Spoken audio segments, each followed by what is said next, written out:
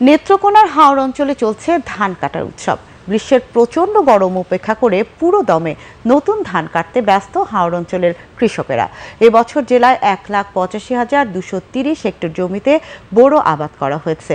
Bumper ফলন হয়, দারুণ খুশি কৃষকেরা। নেত্রকোনার জেলা প্রতিনিধি শিমুল মিল্কির পাঠানো তথ্য ও ভিডিও নিয়ে এমদাদুল হক পল্লবের ডেস্ক রিপোর্ট।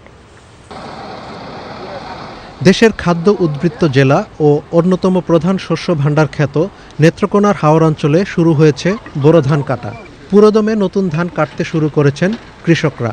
গ্রীষ্মের প্রচণ্ড গরমে গা জ্বালা করলেও বাম্পার ফলন পেয়ে দারুণ খুশি হাওর অঞ্চলের কৃষকরা। হাওরের ধান কাটা শুরু করছি আমরা মনে হয় যে এই 4 ভাগের মধ্যে 1 ভাগ কাটা হয়ে গেছে, আর বাদ বাকিটা যেটা 15 দিনের মধ্যে আমাদের শেষ হয়ে যাবে ইনশাল্লাহ। ধান খুব ভালো ধান ফলন দিছে।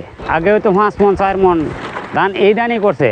এবছরে আপনার নিচের দরে 7 মন, আনাল 8 মন 9 মন 10 মন। শ্রমিকের পাশাপাশি 850টি কম্বাইন্ড হারভেস্টার দিয়ে কৃষকদের ধান কাটায় সহযোগিতা করছে স্থানীয় কৃষি বিভাগ।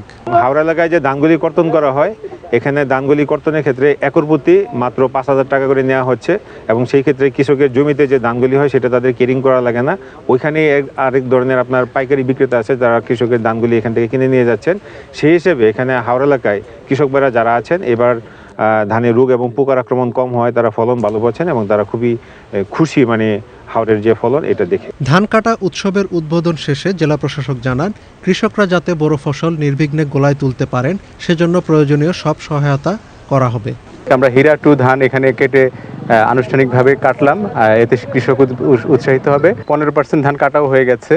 কৃষক যাতে সময় মতো ধানটা পেকে গেলে যেন দ্রুত কেটে নেয়।